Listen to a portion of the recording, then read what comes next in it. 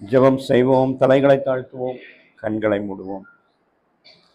அசைவாடும் ஆவியே, தூய்மையே ஆவியே, அசைவாடும் ஆவியே, தூய்மையே ஆவியே, இடமசைய உள்ளம் நிரம்ப இறங்கி வாருமே. இந்த இடமசைய உள்ளம் நிரம்ப இறங்கி வாருமே. ஸ்தோத்திரம் ஆண்டவரே, நன்றியோடு நாங்கள் உம்மை துதிக்கிறோம், ஸ்தோத்திரிக்கிறோம்.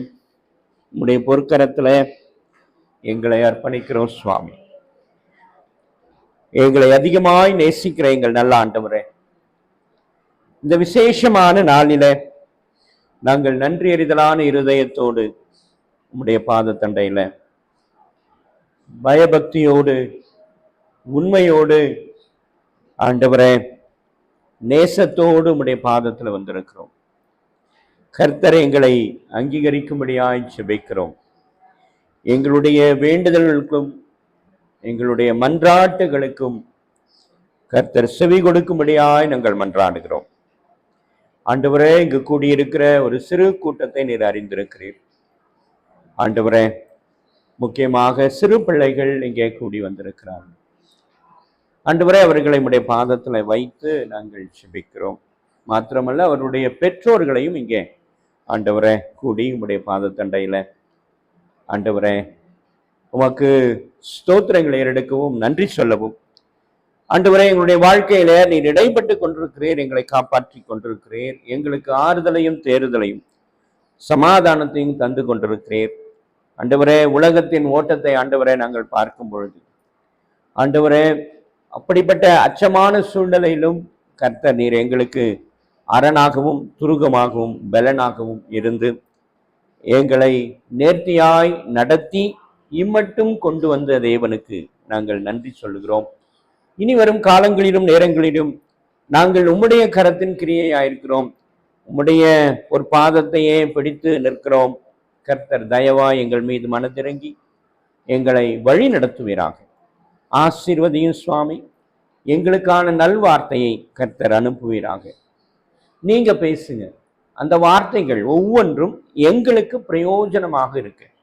எங்களுடைய வாழ்வுக்கு ஆண்டவரே சுவாமி உறுதுணையாக இருக்கக்கூடிய நல்ல வார்த்தைகளை அனுப்பி எங்களை தேற்றும் ஆற்றும் பலப்படுத்தும். இவை அனைத்தும் உம்மோடு மகிமைக்காகவே நாங்கள் ஆண்டவரை ஏறெடுக்கிறோம். ஆசீர்வதியும். இயேசு கிறிஸ்துவின் மூலம் ஜெபம் ஏறெடுக்கிறோம் எங்கள் ஜீவன் உள்ள நல்ல பிதாவே, ஆமென். கிறிஸ்துவுக்குள் அன்பான தேவ ஜனமே, யாவரையும் ஆண்டவராக இயேசு கிறிஸ்துவின் இனிதான வல்லமையான பெரிதான நாமத்தினாலே நாங்கள் வாழ்த்துகிறோம். தேவன் உங்கள் ஒவ்வொருவரையும் ஆசீர்வதிப்பாராக.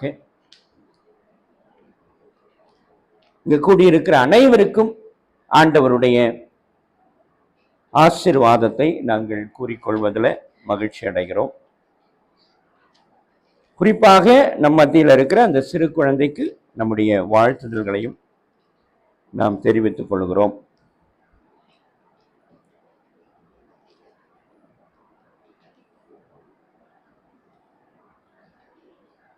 இன்றைக்கு விசேஷமான வார்த்தையை ஆண்டவர் நமக்கு கொடுத்திருக்கிறார். வாசியுங்கள். மார்க்கு 10வது அதிகாரம் 14வது வசனம்.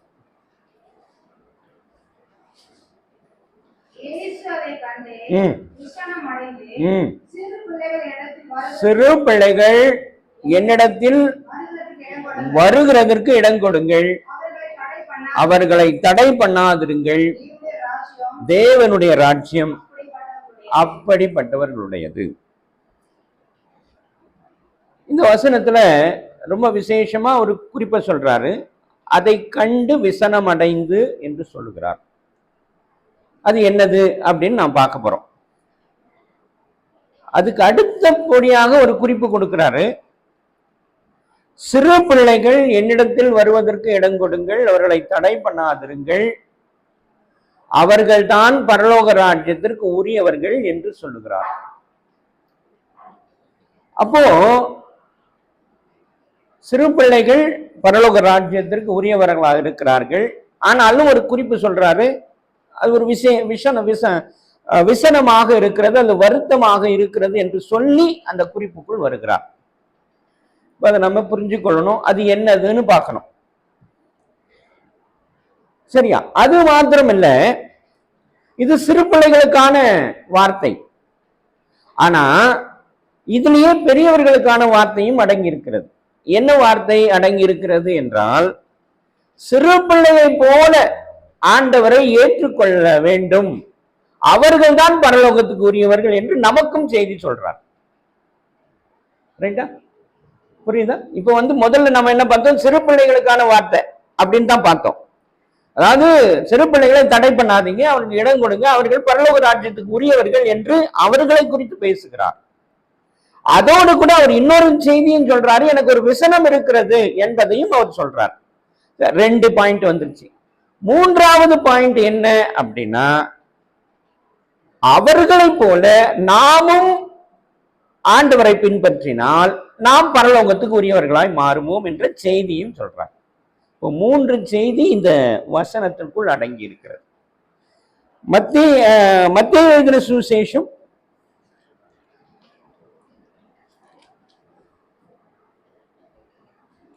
18வது அதிகாரம் 3வது வசனத்தை வாசிங்க.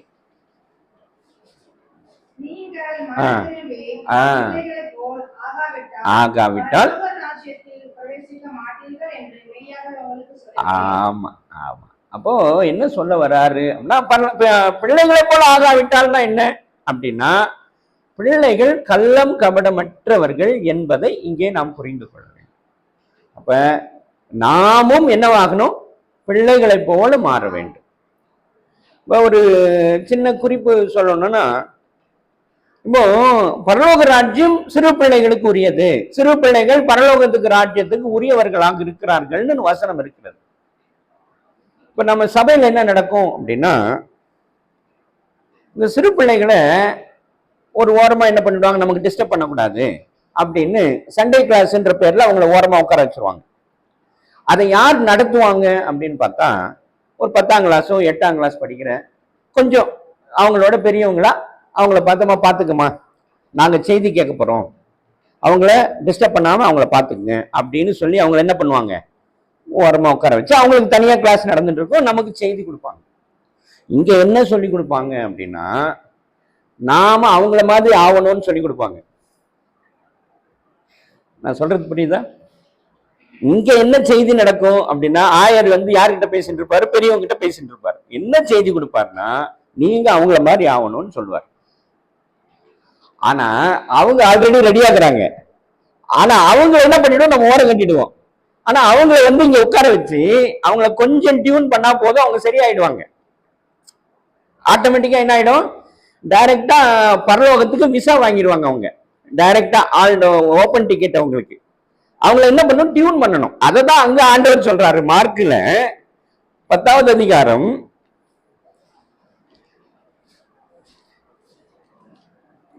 14வது வசனத்துல சொல்றாரு, எனக்கு ஒரு விசனம் இருக்குதுன்னு சொல்றாரு. இந்த விசனத்தை தான் பேசுறாரு. இப்ப நம்ம டியூன் பண்றது இல்ல பிள்ளைகளை, நம்ம என்ன பண்றது இல்ல, டியூன் பண்றது இல்ல. ஆனா அவங்க எதுக்கு தயாரா இருக்கிறாங்க, பரலோகத்துக்கு அவங்க தான் தயாரு, நாமளே அவங்கள மாதிரிதான் ஆகணும்னு சொல்றாரு. அது என்ன சொல்ல வர்றாருன்னா, கள்ளம் கபடம் இல்லாத உள்ளம் கொண்டவர்கள் பிள்ளைகள். ஆனா இன்னைய சூழ்நிலை வேற, ரைட்டா? இன்னைய சூழ்நிலை அது இல்லை, அது கொஞ்சம் நம்ம திருத்திக் கொள்ள வேண்டிய ஒரு விஷயம் இருக்கு. அதை தான் ஆண்டவர் முன்கூட்டியே சொல்றேன், எனக்கு ஒரு விசனம் இருக்குப்பா அப்படின்னு சொல்ல வர்றார். இப்ப அதை தான் நம்ம கண்டுபிடிக்கணும், அது என்ன குறை, என்ன அவருக்கு வருத்தம் அப்படிங்கிறத நாம இப்ப கண்டுபிடிக்கணும். இப்போ 3 பேருக்குமான செய்தி ஆண்டவர் சொல்லிட்டார் தெளிவா, நமக்கு செய்தி முடிஞ்சிருச்சு. இப்ப நம்ம இதுக்கான விளக்கத்தை நம்ம பார்க்க போறோம். இப்ப நான் ஒரு சம்பவத்தை நான் உங்ககிட்ட சொல்ல போறேன். என்ன சம்பவம் அப்படின்னா, நான் ஒரு 3 மாசமா இங்க உட்கார்ந்து ஒரு விட்னஸ் பண்ணிருக்கிறேன் ஒரு விசேஷத்தை. அது என்ன விசேஷம் அப்படின்னா, சோபா நல்லா இப்பவே சிரிக்க ஆரம்பிச்சிருச்சு. காலையில ஒரு போராட்டம் நடக்குது, அம்மாவுக்கும் மகனுக்கும். காலையில என்ன போராட்டம் அப்படின்னா, டேய் எழுந்துறா எழுந்துறா எழுந்துறா அப்படின்ற பாட்டு சோபாவுடையது. அவன் என்ன பண்றான், இருமா இருமா இருமா அப்படின்னு இது ஓடிங்குது. ஒரு 3 மாசமா நடக்குது இது. ஆனா இது 3 மாசத்துக்கு கதை கிடையாது. இது இது பல ஒரு 2 வருஷமா நடக்கிற மாதிரி எனக்கு தோன்றுது. இது இன்னைக்கு நேற்று கிடையாது. சரி, அது வேற விஷயம். இப்ப முக்கியமா கவனிக்க வேண்டியதை நான் சொல்ல வரேன். 3 மாசமா நான் பார்த்துக்கிறேன். 3 மாசமாவே ஒரே புரோட்டோடைப்பா நடக்குது.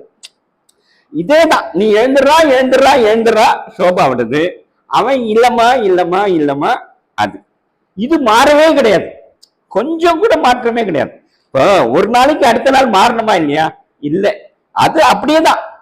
அதுவும் எவ்வளவு நேரத்துக்குன்னா, ஒரு ½ இருந்து 45 மினிட்ஸ் இந்த போராட்டம் ஓடும். ஒரு போர் நடக்கும் பயங்கரமா. அதனால ரொம்ப ஒரு விகரஸ் விஷயம் நடக்கும் இங்க. பிபி சுகர் எல்லாம் ஷூட்டப் ஆகும்.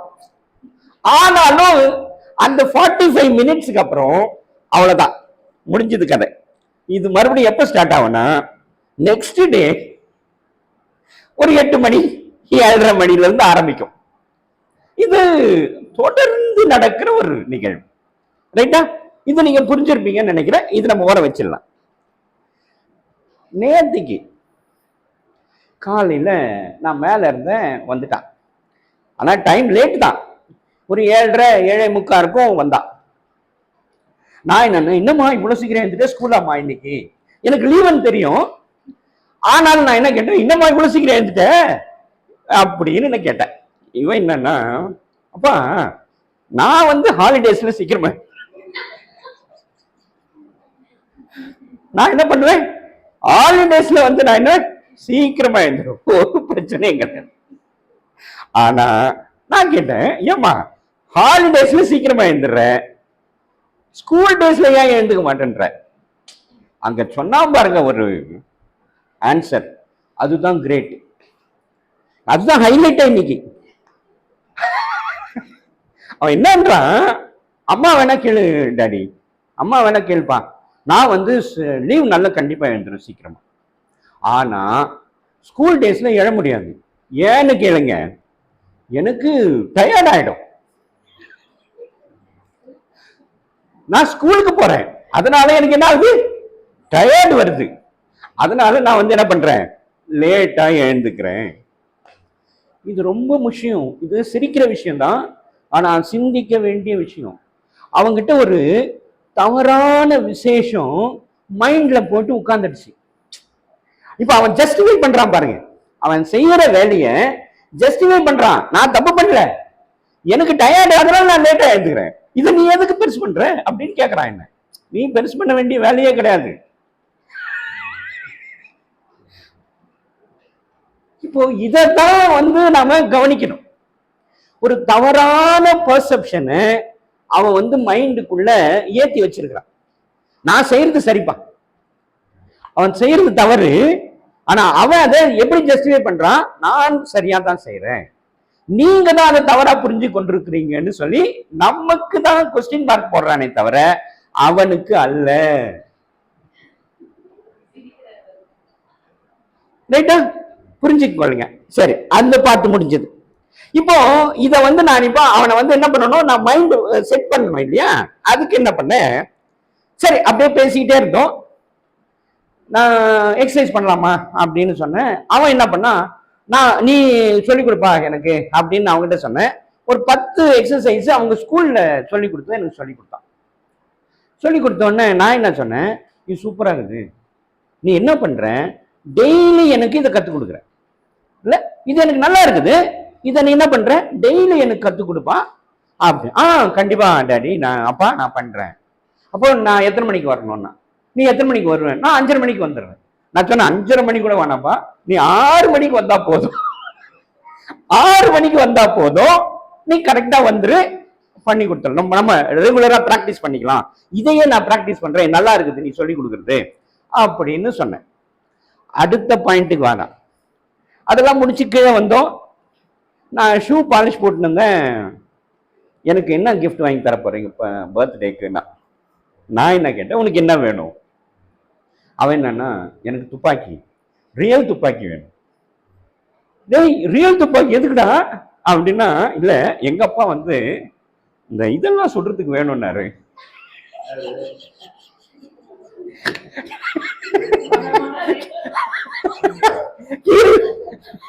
கீரி பிள்ளைங்க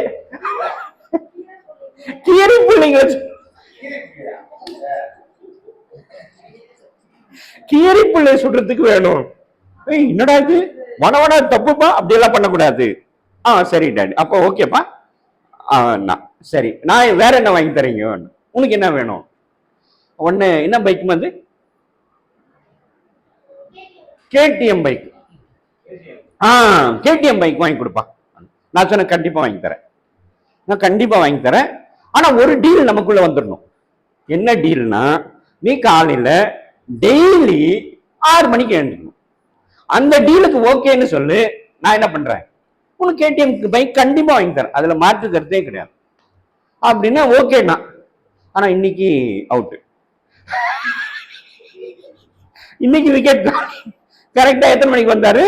8 மணி, 8:15. நான் வெளியில புறப்படுறேன், வந்து நிக்கிறான். நான் விஷ் பண்ணிட்டு, நான் சரிம்மா நான் போறேன் அப்படின்ட்டு நான் கிளம்பிட்டேன். இந்த விசேஷத்தை நாம, இது எல்லாருக்குமான செய்தி, இது ஒருத்தருக்கான செய்தி கிடையாது, எல்லாருக்குமான செய்தி, எல்லா ஃபேமிலியில நடக்கிற ஒரு காரியம். முதல்ல ஏன்னா இந்த இதே பாதிப்புல ஒரு குடும்பம் இருக்கு, இது எக்ஸ்ட்ரீம்ல இருக்கு. இப்ப இது வந்து முளையில கண்டுபிடிச்சிருக்கிறோம். இப்ப நம்ம இந்த விசேஷத்தை முளையில கண்டுபிடிச்சிருக்கிறோம், இது கிள்ளி போட்டுடலாம்.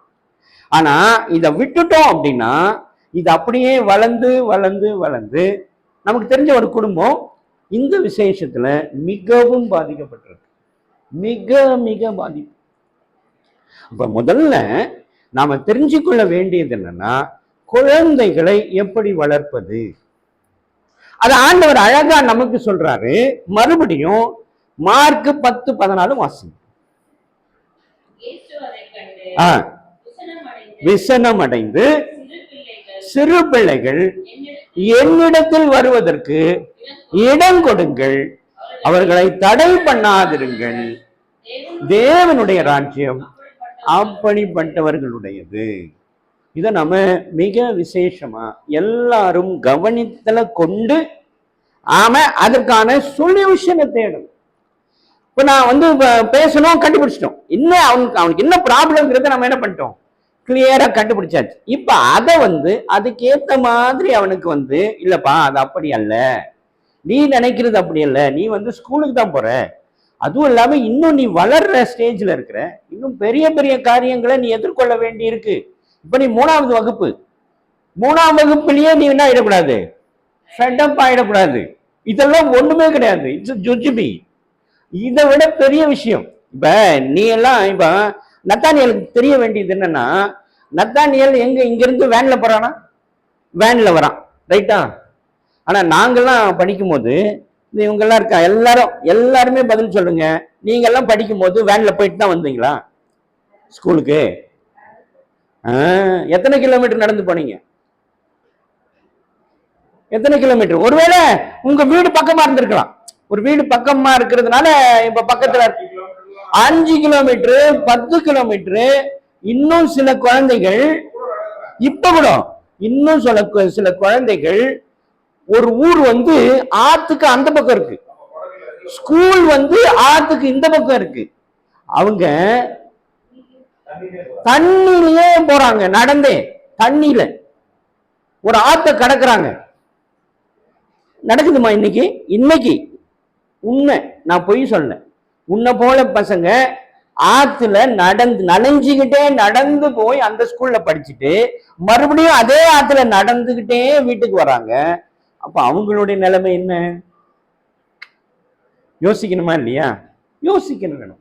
அப்போ நம்ம கம்ஃபர்ட் ஜோன்ல இருந்து, கம்ஃபர்ட் இதுதான், இது ரொம்ப சிறப்பு அப்படின்னு நம்ம என்ன பண்ணக்கூடாது, ஆனால் இதை ஆண்டவர் எப்படி கொடுத்திருக்காரு? நமக்கு ஆசீர்வாதமா கொடுத்திருக்கிறாரு. You are a blessed child. உனக்கு அது ஆசீர்வாதமா இருக்கு. அதுக்குதான் நீ என்ன பண்ணணும்? நன்றி சொல்லணும் ஆண்டவருக்கு. என்னன்னா, ஆண்டவரே எனக்கு இந்த வாய்ப்பு நீ கொடுத்துருக்கிறீங்க. எனக்கு பேக் வாங்கி கொடுக்குறாங்க, ஷூ வாங்கி கொடுக்குறாங்க, கலர் கலரா எந்தெந்த நேரத்துக்கு பிடிக்கு ஒரு ட்ரெஸ், ஸ்கூலுக்கு ஒரு ட்ரெஸ். நாமெல்லாம் படிக்கும்போது அப்படித்தான் நடந்துச்சா? இல்லையே, கிடையவே கிடையாது. எதுவுமே கிடையாது. அப்போ இந்த விஷயம் அவனுக்கு டிரான்ஸ்பர் ஆகணுமா இல்லையா? ஆகவே இல்லை. யார் இதை செய்யணும்? பெற்றோர் தான் செய்யணும். பெற்றோர் தான் இது அப்படி இல்லப்பா அப்படின்னு சொல்லி கொடுக்கணும். இதெல்லாம் இப்படி நீ நல்லா இருக்கிற, இதையே நீ பாரமா நினைக்காத. அப்ப நான் எல்லாம் பட்டதெல்லாம் எவ்வளவு பெரிய பாரம் நீ யோசிச்சு பாரு அப்படின்னு அவனுக்கு அதை சொல்லி கொடுத்தா அவன் உணர்ந்து, ஆஹா அப்போ நாம நினைச்சிருக்கிறது தவறு என்பதை அவன் உணர்ந்து கொள்வான். ஆனா இன்னைக்கு இருக்கிற பெற்றோர் என்ன பண்றாங்கன்னா, நான் அப்படி இருந்தேன் ஆனா என் பிள்ளை அப்படி இருக்கக்கூடாது அப்படின்னு நினைக்கிறதுனுடைய விளைவு அவன் வேற மைண்ட் செட்டுக்குள்ள போயிடுறான். புரியுதா? சரி, இப்ப எனக்கு ஒரு விசேஷம் சொல்லுங்க. இயேசு கிறிஸ்துவ பத்தி உங்க எல்லாருக்கும் தெரியுமா? எல்லாருக்கும் இயேசு கிறிஸ்து. சரி, இயேசு கிறிஸ்து யாருன்னு சொல்லுங்க பார்க்கலாம். அவருடைய தன்மை என்ன? அவர் யார்?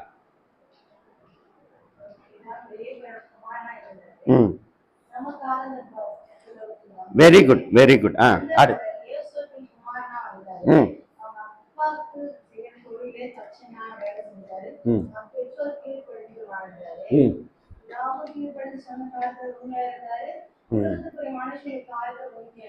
Very good, very good. அடுத்தது வேற யார்? வேற இருந்தார். எரேமியா. அப்புறம் நன்மை செஞ்சாரு. Very good, very good. அப்புறம் ரைட்டா? சரி, நான் ஓரளவுக்கு கவர் பண்ணிட்டேன். இன்னைக்கு நாம அதை தான் வசன ஆதாரங்களோடு பார்க்க போறோம். இப்ப நம்ம வெறுமனே அப்படி ஒரு மேலோட்டமா பார்க்கறத இப்ப ஆழமா ஒரு 7 தன்மைகள், நாம் அறியாத தன்மைகள். ஒருவேளை இந்த விஷயத்த இப்போ இது சொல்லிடுச்சு இருந்தாலுமே அதை இன்னும் கொஞ்சம் டீட்டெயில்டா பார்க்க போறோம். 7 தன்மைகளை பார்க்க போறோம். இந்த 7 தன்மைகளை எதுக்கு பார்க்க போறோம் அப்படின்னா, நாம் கிறிஸ்துவை பின்பற்றுகிறோம், நாம் கிறிஸ்தவர்களாக இருக்கிறோம். இயேசு கிறிஸ்துவை பின்பற்றுறதுனால என்னவா இருக்கிறோம்? கிறிஸ்துவ உடையவர்களா இருக்கிறோம். ஆனால் கிறிஸ்துவை உடையவர்கள் எப்படி இருக்கணும்னா, கிறிஸ்துவின் தன்மை கொண்டவர்களாக இருக்க வேண்டும். நான் சொல்றது புரியுதா? கிறிஸ்துவை உடையவர்கள் எப்படி இருக்கணும்? கிறிஸ்துவின் தன்மைகளை உடையவர்களாக இருக்க வேண்டும். அதை பிரதிபலிக்கிறவர்களாக வாழ வேண்டும். நாம் வாழ்ந்தால் மட்டும் போதாது, நம் பின் சந்ததிக்கு அதை என்ன பண்ணணும்? டிரான்ஸ்பர் பண்ணி வாழ பழகணும். இதுல ரொம்ப விசேஷம். இது நம்ம புரிஞ்சு கொள்ள வேண்டிய ஒரு உண்மைத்தன்மை என்ன என்றால், ஆண்டவராக இயேசு கிறிஸ்து இந்த பூமிக்கு வந்தாரா? 2000 வருஷத்துக்கு முன்னாடி வந்து 33.5 ஆண்டுகள் வாழ்ந்தாரா? வாழ்ந்தார். வாழ்ந்தவர் அப்படியே போயிடல. அவர் என்ன பண்ணாரு? சீஷர்களை அழைக்கிறார். அழைச்சு மத்தேயு எழுதின சுவிசேஷம் 28வது அதிகாரம் 18, 19, 20 வசனங்களை வாசிங்க. அப்பொழுது இயேசு சமீபத்தில் வந்து, அவருடைய ஆக்டிவிட்டியை பாருங்க, சமீபத்தில் வந்து அவர்களை நோக்கி, வானத்திலும் பூமியிலும் சகல அதிகாரமும் எனக்கு கொடுக்கப்பட்டிருக்கிறது. இப்ப 20வது வசனத்தை வாசிங்க. 20வது வசனத்தை வாசித்து 19 வாசிங்க. நான் உங்களுக்கு கட்டளையிட்ட யாவையும் அவர்கள் கை கொள்ளும்படிக்கு அவர்களுக்கு உபதேசம் பண்ணுங்கள். இதோ உலகத்தின் முடிவு பரியந்தம் சகல நாட்களிலும் நான் உங்களுடனே கூட இருக்கிறேன் என்றார். இப்ப 19. ஆகையால் இப்ப பத்தியா, 3 விசேஷத்தை அங்க சொல்றாரு. நம்பர் 1 என்னது? முதல்ல 18வது வசனத்துல வாசிங்க. நம்பர் 1 இருங்க. நம்பர் 1, அவர் வந்து சமீபத்தில் வருகிறார். யார் இடத்துல? நெருங்கி வருகிறார். நம்ம அனைவரிடத்திலும் நெருங்கி வருகிறார். நம்பர் 1. நம்பர் 2, எனக்கு தான் அதிகாரம் என்பதை வலியுறுத்துகிறார். ரைட்டா? நம்பர் 2 என்ன சொல்றாரு? அந்த அத்தாரிட்டி, நான் தான் அதிகாரம் உள்ளவர், நீ பயப்பட வேண்டியதே இல்லை அப்படின்னு சொல்லிட்டு 20வது வசனத்துக்கு வாங்க. நான் உங்களுக்கு கட்டளையிட்ட யாவையும் அவர்கள் கை கொள்ளும்படிக்கு அவர்களுக்கு உபதேசம் பண்ணுங்கள். அப்ப நாம என்ன யோசிக்கணும் உடனேன்னா, நமக்கு என்ன சொன்னாரு? உண்மைதானே? நாம என்ன யோசிக்கணும்? நமக்கு ஆண்டவர் என்ன சொன்னார் என்பது எனக்கு என்ன பண்ணணும், ஞாபகத்துக்கு வரணும். இந்த வசனத்தை பார்த்த உடனே எனக்கு என்ன சொன்னாரு அதை நம்ம ரீகால் பண்ணிக்கணும். ரைட்டா? அடுத்தது, இதோ முடிவு பரியந்தமும் சகல நாட்களிலும் நான் உங்களுடனே கூட இருக்கிறேன் என்று சொன்னதுனால ஆகையால் அப்படின்னு ஆரம்பிக்குது 19வது வசனம். நீங்கள் புறப்பட்டு போய் சகல ஜாதிகளையும் சீஷராக்கி பிதா குமாரன் பரிசுத்த ஆவியின் நாமத்தினாலே. ரைட். இப்ப நான் இங்க புரிஞ்சு கொள்ள வேண்டியது என்ன என்றால், இது எனக்கும் என்னுடைய பின் சந்ததிக்குமான செய்தி. நாம என்ன நினைச்சிருக்கிறோம், இது 3வது மனுஷனுக்கான செய்தி அப்படின்னு நினைச்சிருக்கிறோம். முதல்ல எங்க ஸ்டார்ட் ஆகணும்? ஃபேமிலியில ஸ்டார்ட் ஆகணும் இல்லையா? இப்ப ஆண்டவர் எனக்கு என்ன சொன்னாருன்னு நான் ரீகால் பண்ணிட்டு நான் என்ன பண்ணணும், அதை யாருக்கு சொல்லி கொடுக்கணும்?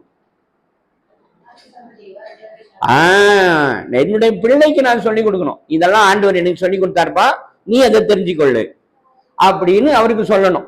ஆனா இது என்னன்னு நினைக்கிறாங்க எல்லாமே, இது வெளியாளுக்கு, மற்றவனுக்கு, எனக்கு இல்லை, என்னோடது இல்லை, நான் அதனாலதான் இன்னைக்கு பெரும்பாலான கிறிஸ்தவ ஃபேமிலிஸ் ஃபெயில்யூரை நோக்கி போய்கொண்டிருக்கு. எங்க நோக்கி போயின்குது? ஃபெயில்யூரை நோக்கி போயிருக்கு. சரி, ரைட். இப்ப அதை நம்ம புரிஞ்சு கொள்ளணும். இது அடிப்படை. இப்ப ஆண்டவருடைய தன்மைகளை பத்தி பார்க்கலாம். வாசிங்க லூக்கா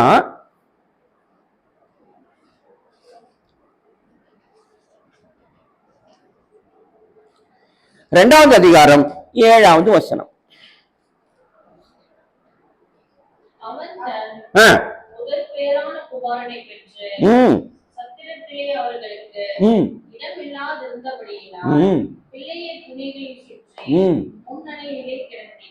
ஆமா, சரி. இதன் மூலமா நாம என்ன தெரிஞ்சுக்கிறோம் அப்படின்னா, ஆண்டவராக இயேசு கிறிஸ்து தன்னுடைய பிறப்பின் மூலமாக ஒரு தன்மையை வெளிப்படுத்தினார். அது என்ன தன்மை என்றால் தாழ்மையை வெளிப்படுத்தினார். இப்ப ஆண்டவராக இயேசு கிறிஸ்து யாருன்னு நம்ம சொல்றோம்? யார் அவரு? ராஜாதி ராஜா, சர்வலோகத்துக்கும் அதிபதி. ரைட்டா? சர்வலோகத்துக்கும் அதிபதி. ஆனால் அதுல இன்னொரு விசேஷத்தையும் கவனிக்கணும். அவருடைய பிறப்பு முன்னறிவிக்கப்பட்ட பிறப்பு, திடீர்னு வந்ததில்லை. ஒரு 1000 வருடங்களுக்கு முன்பு, அவர் இப்ப இங்க 2000 வருஷம் ஆயிடுச்சு, அதுக்கு முன்னாடி ஒரு 1000 வருஷம் முன்னாடி தீர்க்கதரிசிகளின் மூலமாக அது முன்னறிவிக்கப்பட்ட விசேஷம். ஆபிரகாம் மூலமாக சொல்லப்பட்டது, மோசே சொன்னாரு, ஏசாயா தீர்க்கதரிசி சொன்னாருன்னு எல்லாரும் பேசிட்டாங்க. பழைய ஏற்பாட்டுல இதை பத்தி நிறைய நம்ம பார்க்கலாம். ஆண்டவராக இயேசு கிறிஸ்து பிறக்க போறாரு, மனிதனாக அவதரிக்க போறாரு அப்படிங்கிற விசேஷம் எங்க வந்துருச்சு? அறிவிக்கப்பட்ட விசேஷம். அப்படியானால் அறிவிக்கப்பட்டு எல்லாருக்கும் தெரியுமா இல்லையா? தெரிஞ்ச பிறகும் அவங்க என்ன பண்ணல, அவருக்கு ஒரு இடத்தை கூட ஆயத்தப்படுத்தல இல்லையா? அங்க போடப்பட்டிருக்கு. ரொம்ப தெளிவா புரிஞ்சு கொள்ளணும். என்ன போடப்பட்டிருக்கு அப்படின்னா, இங்க எல்லாம் இடம் இல்லைங்க, எல்லாம் ஃபுல்லு. அங்க வாசல் இருக்கு இல்லையா, அந்த வழி, அது வழியில யாரும் உட்காருவாங்களா? யாரும். ஏன்னா வரவங்க போறவங்க போயின்னு வந்து நிற்பாங்க. அதனால அந்த இடம் தான் பாக்கி இருக்கு, அந்த இடம் தான் இருக்கு. அதனால நீ என்ன பண்ணிக்கோ, அங்க யூஸ் பண்ணிக்கலாம், வேணாம் உன் குழந்தைய அங்க கிடத்திக்கோ அப்படின்னு சத்திரத்துக்காரன் சொல்றான். சத்திரத்துல இடம் இல்லாமல் முன்னணையில கிடத்தினால் அப்படின்னு சொல்லப்பட்டிருக்கு. இப்ப எவ்வளவு பெரிய குடும்பம் தெரியுமா அது? ஆனால் ஆண்டவர் தன்னுடைய வாழ்வின் மூலமாக அவர் வெளிப்படுத்தின ஒரு உண்மை என்னவென்றால் தாழ்மை. இன்னைக்கு அது நம்ம கிட்ட இருக்கா? நாம சிந்தித்துக் கொள்ள வேண்டும். நான் ஆராதிக்கிற தேவனிடத்தில் அந்த தன்மை இருக்கிறது. ஆனால் அவரை ஆராதிக்கிற அந்த மனிதரிடத்திலோ நம்மிடத்திலோ அந்த தன்மை என்பது இல்லவே இல்லை என்று சொல்லக்கூடிய அளவில் இன்றைக்கு இருந்து கொண்டிருக்கிறது என்பதை நினைத்து கொள்ளுங்கள். இது ஆண்டவர் நமக்கு கற்றுக் கொடுத்த பாடம். அந்த பாடத்தை நான் கடைபிடிக்க வேண்டும். நான் யாருக்கு சொல்ல வேண்டும்? என் பிள்ளைக்கு நான் சொல்லிக் கொடுக்க வேண்டும். தாழ்மையை என் பிள்ளைக்கு என்ன பண்ணணும்? சொல்லிக் கொடுக்க வேண்டும். அததான் ஆண்டவர் மத்தேயு எழுதின சுவிசேஷம் 28வது அதிகாரம் 20வது வசனத்தில் சொன்னா, நான் உனக்கு என்ன சொன்னேனோ அதை நீ போய் அவர்களுக்கு சொல்ல வேண்டும் என்று சொல்லி இருக்கிறார். ஹல்லேலூயா, ஹல்லேலூயா, ஹல்லேலூயா. சரி, இரண்டாவதுக்கு போலாம். வாசியுங்கள்.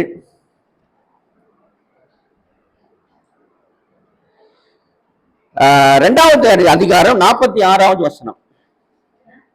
46. 3 நாளைக்கு பின்பு அவர் தேவாலயத்தில் போதகர் நடுவில் அமர்ந்திருக்கவும் அவர்கள் பேசுகிறதை கேட்கவும் அவர்களை வினாவவும் கண்டார்கள். வினாவுதல்னா என்ன பொருள்? கொஸ்டின் பண்றாரு. எந்த வயசுல கொஸ்டின் பண்ணாரு? வாசிங்க 42வது வசனம்.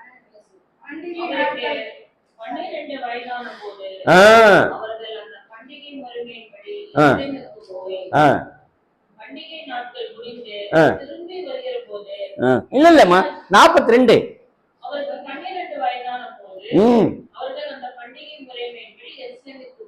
ஆமா. அப்போ ஆண்டவர் 12 வயசுல நீ உட்காருமா, இங்க உட்கார், அந்த சேர்ல உட்காரு, அந்த சேர்ல உட்காரு, கவனி கொஞ்சம். உனக்காக நான் பேசினுக்கிறேன் இப்போ, இல்லையா? உன் பிறந்த நாள் தானே, உன்னோட பர்த்டேவா?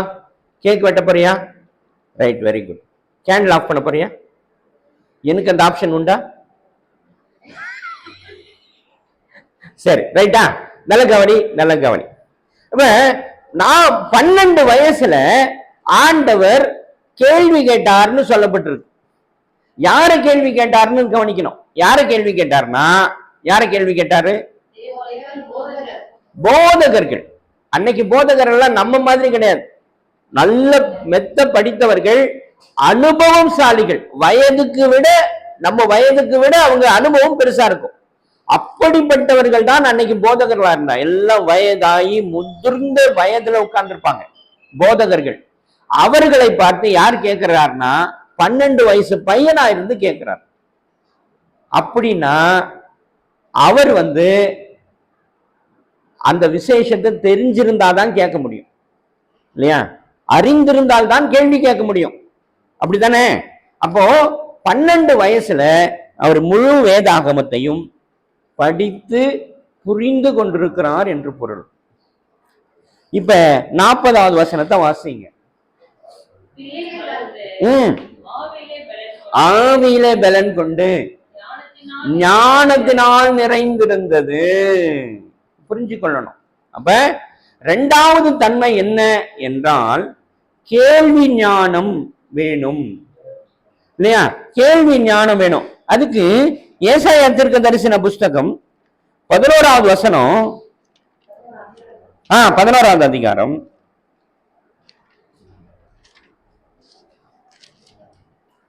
2வது வசனத்தை வாசிங்க.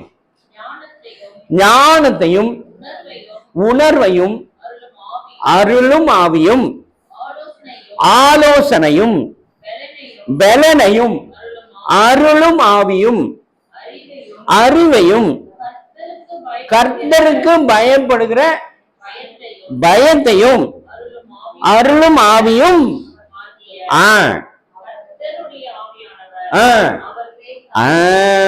அப்போ இந்த விசேஷங்கள் நம் மீதும் தங்கி இருக்க வேண்டும், நம்முடைய பிள்ளைகள் மீதும் தங்கி இருக்க வேண்டும். அப்பதான் என்ன கிடைக்கும்? ஞானம் கிடைக்கும். இப்ப ஞானத்திற்கு ஒரு வார்த்தை இங்க இருக்கு, பைபிள்ல இருக்கு. என்ன வார்த்தை? கர்த்தருக்கு பயப்படுதலே. ரைட்டா? அப்ப ஸ்டார்டிங் எங்க? பயத்துல ஆரம்பிக்குது. அப்போ பயத்துல ஆரம்பிச்ச அந்த விசேஷம் எங்க போகுதுன்னா, அந்த ஏசாயா தீர்க்க தரிசன புத்தகம் 11வது அதிகாரம் 2வது வசனத்துல தெளிவுபடுத்தி இருக்கிறார். இவ்வளவு விசேஷங்களை நாம் பெற்றுக்கொள்ள வேண்டும். அன்னைக்கு சாலமோன் கேட்டு பெற்றுக்கொண்டது இந்த ஆசீர்வாதத்தை தான். சாலமோன் ஆண்டவர் பார்த்து, அவன் 28வது வயசுல உனக்கு என்னப்பா வேணும் அப்படின்னு கேட்கும்போது, அவன் செல்வத்தை கேட்கல, எனக்கு ஆயுசு வேணும்னு கேட்கல, எதுவும் கேட்கல, எனக்கு ஞானம் வேணும் ஆண்டவரே என்று கேட்டான். ஆண்டவர் அதை கொடுத்தது மாத்திரமல்ல, அவன் கேளாத அனைத்தையும் அவனுக்கு கொடுத்தார். அவனை போல ஞானவானும் முன்பும் இல்லை பின்பும் இல்லைன்னு சொன்னாரு. அவனை போல ஐஸ்வர்யவான் முன்பும் இல்லை பின்பும் இல்லை என்று சொன்னார். இதை நாம் புரிந்து கொள்ள வேண்டும். ரைட்டா? 2வது முடிச்சிட்டோம். இப்ப 3வதுக்குள்ள வரலாம். லூக்கா எழுதின சுவிசேஷம் 2வது அதிகாரம் 51வது வசனம். பின்பு அவர் அவர்களுடனே கூட போய்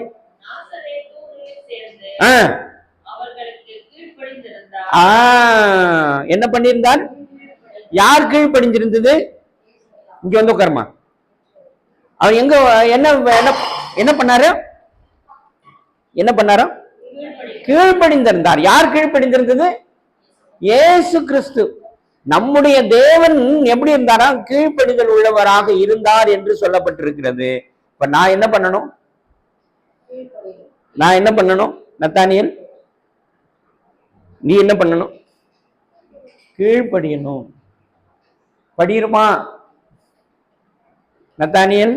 கீழ்ப்படியிருமா? படியணுமா படிருமா?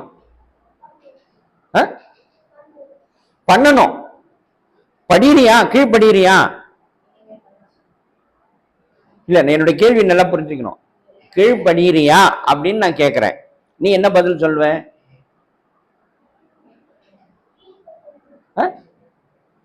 கேட்கல.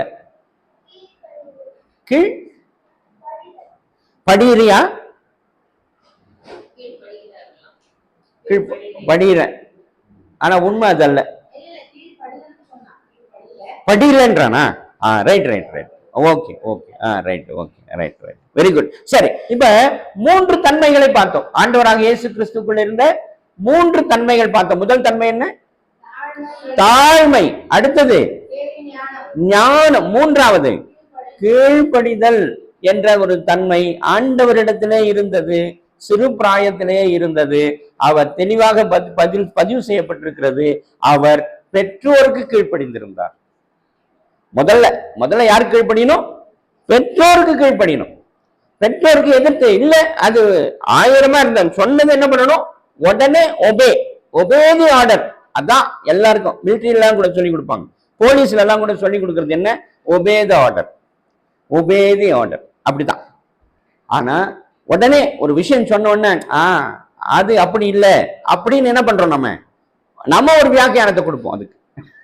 அது அப்படி கிடையாது அப்படின்னு. ஆனா அது ப்ராசஸ் அல்ல. சிஸ்டம் என்ன? Obey the order. சொன்னா உடனே எஸ், அவ்வளவுதான். அதுக்கு மறுபேச்சே கிடையாது. அதை தான் ஆண்டவர் செய்தார் என்று வேதம் சொல்லுகிறது. ரைட்டா? இப்ப 4வதுக்குள்ள போலாம். 4வது விசேஷம் என்ன என்றால் 10 அப்போஸ்தலர் 10வது அதிகாரம் 38வது வசனம்.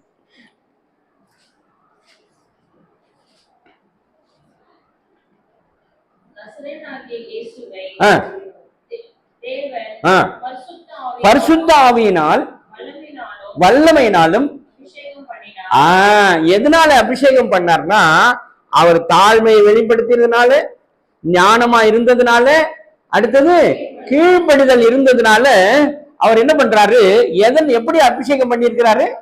பரிசுத்த ஆவியினால் அபிஷேகம் பண்ணியிருக்கிறார். அடுத்தது இருந்தபடியினாலே அவர் நன்மை செய்கிறவராக வெளிப்பட்டார். ரைட்டா? அப்ப இந்த தன்மைகள் முதல்ல சொன்ன 3 தன்மைகள் அவருக்குள் இருந்ததுனால, தேவன் அவரை பரிசுத்த ஆவியினால் நிரப்பினதுனால, ஆண்டவரே அவரோடு கூட இருந்ததுனால அவர் எப்படி ரியாக்ட் பண்றாரு அப்படின்னா, நன்மை செய்கிறவராக சுற்றி திரிகிறார். எப்போ நன்மை செய்கிறார்னா, துன்பம் செய்யும் போது, யாராவது அவருக்கு விரோதமா செய்யும் போது, அவருக்கு தீமை செய்யும் போது கூட என்ன பண்ணுவாராம்? நன்மையே செய்வார். அவர் தீமைக்கு தீமை செய்யறது கிடையாது. தீமை செய்தாலும் நன்மை செய்கிற தேவனாக வெளிப்படுகிறார். அப்ப 4வது தன்மை, நன்மை செய்கிற அந்த தன்மை அவரிடத்துல காணப்பட்டது. இப்ப 5வதுக்குள்ள போகலாம். 5வது மத்தேயு ஏசாயா தீர்க்கதரிசன புஸ்தகம் 53வது அதிகாரம் 7வது வசனம். நெருக்கப்பட்டும் ஒடுக்கப்பட்டும் இருந்தார், ஆனாலும் தம்முடைய வாயை அவர் திறக்கவே இல்லை. இது ரொம்ப முக்கியம். அப்படின்னா என்ன பொருள் என்றால், பொறுமை. இன்னைக்கு பொறுமை இருக்கா நம்ம கிட்ட? நம்ம பிள்ளைகிட்ட இருக்கா? நம்ம கிட்ட இருக்கா? உடனே ரியாக்ட் ஆயிட்டு ஒரு விஷயம் நம்ம சொல்லிட்ட உடனே என்ன பண்ணுவோம்? நாம ரியாக்ட் தான் பண்ணுவோம். நாம என்ன பண்ணுவோம்? இல்ல அது யோசிக்கிறதே கிடையாது. அது ஏன் சொல்றாங்க, எதுக்கு சொல்றாங்க, அதெல்லாம் 2வது பட்சம் தான். முதல்ல என்ன பண்றோம்? ரியாக்ஷன் தான். கொந்தளிப்போங்க. கரெக்டா?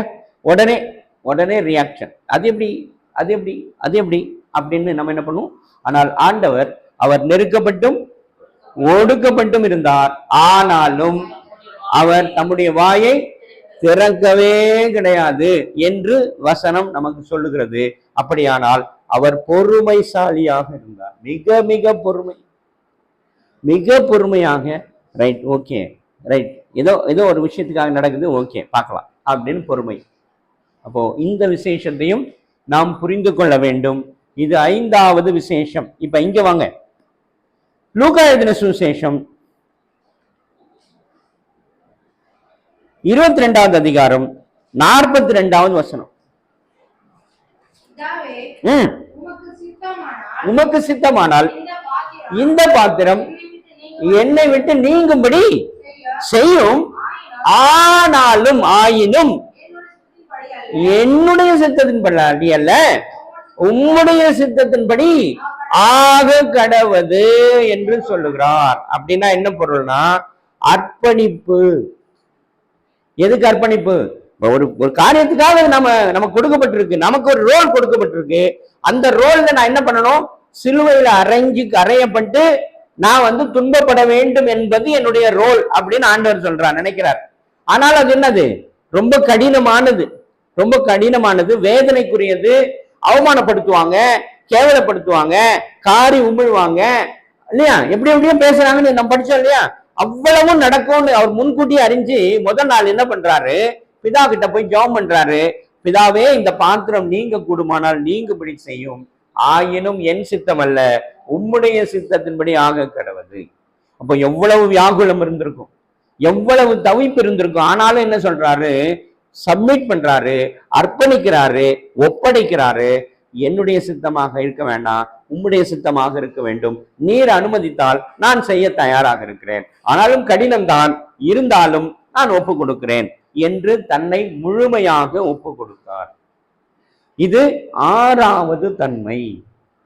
7வது தன்மை, கடைசி தன்மை நாம பார்த்து முடிக்கலாம். வாசிங்க 23வது அதிகாரம் 34வது வசனம். அப்பொழுது இயேசு, பிதாவே, இவர்களுக்கு மன்னியும், தாங்கள் செய்கிறது இன்னதென்று அறியாதிருக்கிறார்களே. அப்படின்னா என்ன பொருள் என்றால், அவர் மன்னிக்கிற தன்மை உள்ளவராகவும் இருந்தார். நாமளும் என்ன பண்ணணும்? மன்னிக்கிறவர்களாக இருக்க வேண்டும். எவ்வளவு பெரிய பிரச்சனையாக இருந்தாலும் என்ன பண்ணணும்? மன்னிக்கிறதுக்கு தயாராக வேண்டும். நாம அதனா இல்ல, நான் வைராக்கியம் பாராட்டுவேன் என்று சொல்வதுல அர்த்தமே கிடையாது. ஆனால் அவர் பாராட்டவே இல்லை. அவர் எப்பேற்பட்டது, அப்படிதான் சிலுவையில் என்ன சொல்றாரு? இவர்கள் தாங்கள் செய்கிறது இன்னதென்று அறியாமல் செய்கிறார்கள், ஆகவே பொறுத்தருளும் என்றுதான் அவர் மன்றாடுகிறாரே தவிர, இல்ல என்னை சிலுவையில் அரைஞ்சாங்க, என்னை ஜாட்டியால் அடிச்சாங்க, என்னை கேவலமா பேசினாங்க, என்னை முள்முடி சூட்டினாங்க, ஆணி அடிச்சாங்க, உங்களை விட்டுறாதீங்க அப்படின்னு அவரு ஜெபம் பண்ணவில்லை. மாறாக அவர்களை மன்னித்து விடுங்கள் என்றுதான் சொன்னார். எல்லாரும் அதை தான் சொல்லுவாங்க. இப்போ மதர் தெரேசா அவங்களுக்கு ஒரு சம்பவம் வரும்பொழுது அவர்களும் அதை தான் வெளிப்படுத்தினார்.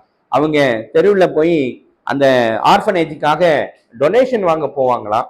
ஆரம்ப காலகட்டத்தில் இப்படி போகும்போது கடையில் இருக்கிறவங்க சிலர் கொடுப்பாங்களாம், சிலர் காரி முகத்துல மூழ்வாங்களாம். காரி முகத்துல வேலை இல்லை உனக்கு அப்படின்னு சொல்லி அவ்வளவு கேவலப்பட்டாங்களாம்.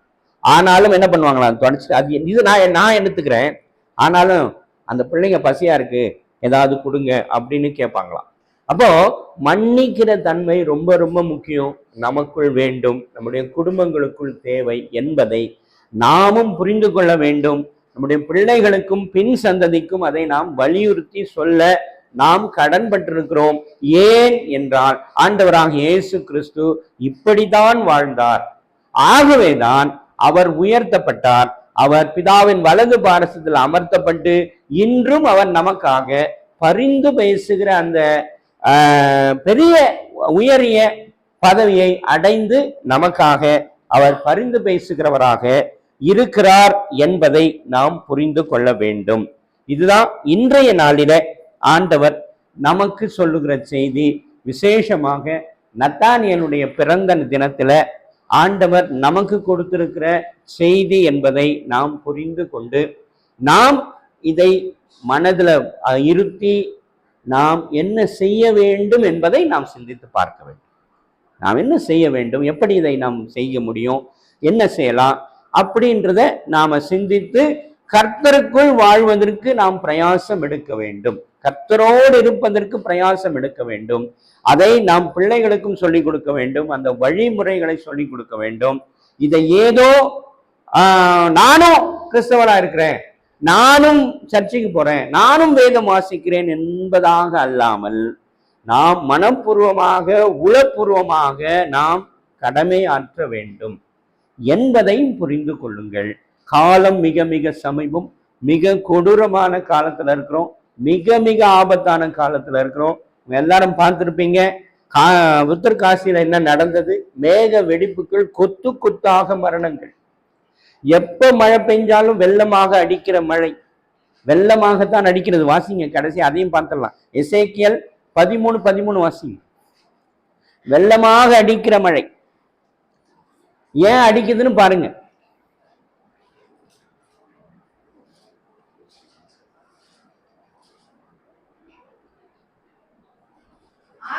ஆகையால் என் உக்கிரத்திலே கொடிய பூசல் காற்று. பூசல் காற்றுன்னு என்னது? புயல், சுறாவளி. பூசல் காற்று எழும்பி அடிக்க பண்ணுவேன் என் கோபத்திலே. வெள்ளமாக அடிக்கிற மழையை அதை முடிச்சிருங்க. அத வெள்ளமாக அடிக்கிற மழையை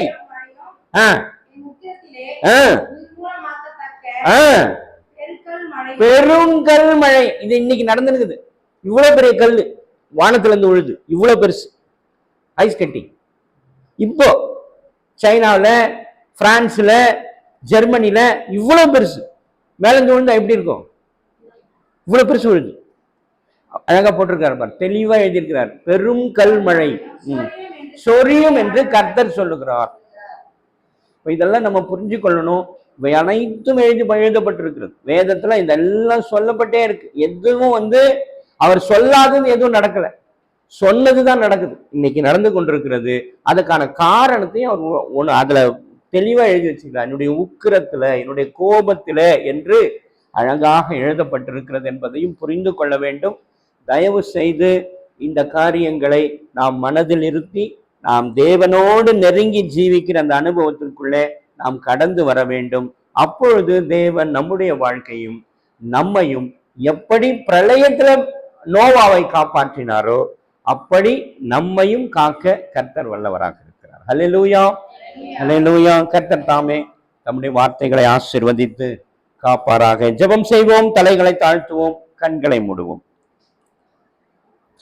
கிருபையும் மகா ஐஸ்வர்யம் நிறைந்த எங்கள் நல்ல ஆண்டவரே, எங்களுக்கு நீர் தெளிவாக கொடுத்த அந்த நல்ல வார்த்தைகளுக்காக ஆண்டவரே நன்றி. இந்த வார்த்தைகளை கேட்ட உம்முடைய மக்களுக்கு அது பிரயோஜனமாகவும் ஆவிக்குரிய ஜீவியத்துல வளர்வதற்கான ஆண்டவரை உத்வேகத்தை கொடுக்கக்கூடிய தன்மை உள்ளதாகவும், கர்த்தர் அவைகளை மாற்றி எங்களுக்கு உணர்வுள்ள இருதயத்தை கொடுத்து, ஆண்டவரே நாங்கள் இவைகளை ஒரு காதில் கேட்டு மறு காதில விட்டு விடாதபடி அதை நாங்கள் இதயத்திற்குள் அனுப்பி, ஆண்டவரே அவைகளை குறித்து சிந்தித்து, அவைகளை எப்படியெல்லாம் செய்ய வேண்டும், எப்படியெல்லாம் உம்மை நாங்கள் மகிமைப்படுத்த முடியும் என்று நாங்கள் சிந்தித்து செயல்படக்கூடிய அந்த தன்மைகளை எங்களுக்கு நீர் வெளிப்படுத்த வேண்டுமாய் நாங்கள் செபிக்கிறோம். விசேஷமாய் நத்தானியலை உடைய பாதத்துல வைக்கிறோம். நத்தானியனுடைய வாழ்க்கையில நீர் ஒரு ஆண்டை கூட்டி கொடுத்து அவனுடைய வாழ்வை சிறக்க செய்திருக்கிறீரே, அதற்காக ஆண்டவரே நன்றி. அவருடைய பெற்றோரை உடைய பாதத்துல வைக்கிறோம்.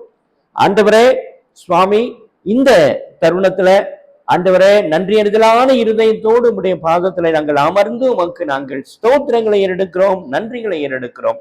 இன்னும் பெரிய காரியங்களை செய்ய நீர் எங்கள் வாழ்வை நீர் வளமுள்ளதாக செழிப்புள்ளதாக மாற்றுவதற்கு நீர் எங்களை ஆண்டவரை வழி நடத்தி கொண்டிருக்கிறீர் என்பதையும் நாங்கள் அறிந்து உமக்கு நன்றி சொல்லுகிறோம் சுவாமி. மாத்திரமல்ல, இங்கே கூடியிருக்கிற சோபா அவர்களுடைய ஆண்டவரை சகோதரிகளையும் அவருடைய பிள்ளைகளையும் உடைய பாதத்துல நாங்கள் வைக்கிறோம். கர்த்தர் நீர் அவர்களை ஆசீர்வதிக்க வேண்டுமா என்று ஜெபிக்கிறோம். சிறு பிள்ளைகளுக்காக ஆண்டவரை நாங்கள் மன்றாடுகிறோம். படிக்கிற பிள்ளைகளுக்கு வேண்டிய ஞானத்தையும் கிருபையும் வரங்களையும் கொடுப்பீராக.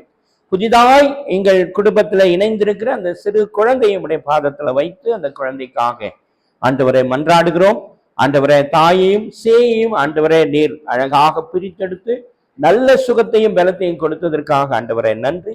ராஜாவையும் ஆண்டவரை அப்படியாக விஜய கீதா அவர்களையும் உடைய பாதத்துல நாங்கள் வைக்கிறோம். தூரம் இருக்கிற மகள் ஆண்டவரே சுவாமி கிருத்திக்காக ஆண்டவரை நாங்கள் ஜெபிக்கிறோம். என்னுடைய உறவுகளுக்காக ஆண்டவரை நாங்கள் ஜெபிக்கிறோம். அவர்களை நினைவு கூறுகிறோம். அனைவரையும் கர்த்தர் நீர் ஆற்றவும் தேற்றவும் ஆண்டவரே உம்முடைய மந்தையில அவர்கள் நிலைத்திருக்க ஆண்டவரே சுவாமி நீர் கிருபை பாராட்ட வேண்டுமாய் ஜெபிக்கிறோம். தடைகள் எல்லாவற்றையும் நீக்குங்க ஆண்டவரை, ஆசீர்வதிங்க, தொடர்ந்து எங்களை வழி நடத்துங்க. இயேசு கிறிஸ்துவின் மூலம் ஜெபமேறெடுக்கிறோம் எங்கள் ஜீவன் உள்ள நல்ல பிதாவே, ஆமேன். என் ஆத்துமாவே கர்த்தரை ஸ்தோத்திரி, என் முழு உள்ளமே அவருடைய பரிசுத்த நாமத்தை ஸ்தோத்திரி. என் ஆத்துமாவே கர்த்தரை ஸ்தோத்திரி, கர்த்தர் செய்த சகல உபகாரங்களையும் மறவாதே. நமது ஆண்டவராக இயேசு கிறிஸ்துவினுடைய கிருபையும் பிதாவாகிய தேவனுடைய அன்பும் பரிசுத்த ஆவியானுடைய ஐக்கியமும் வழி நடத்துதலும் ஆசீர்வாதம் இன்றும் என்றும் சதா காலங்களிலும் நம் அனைவரோடும், விசேஷமாக மகன் நத்தானியலோடும் அவனுடைய வாழ்வோடும் அவனுடைய ஆண்டவரே படிக்கிற ஆண்டவரே ஞானத்தோடும் தங்கி தாபரித்து வழி நடத்துவாராக. ஆமேன். ஸ்தோத்திரம், ஸ்தோத்திரம். God bless you.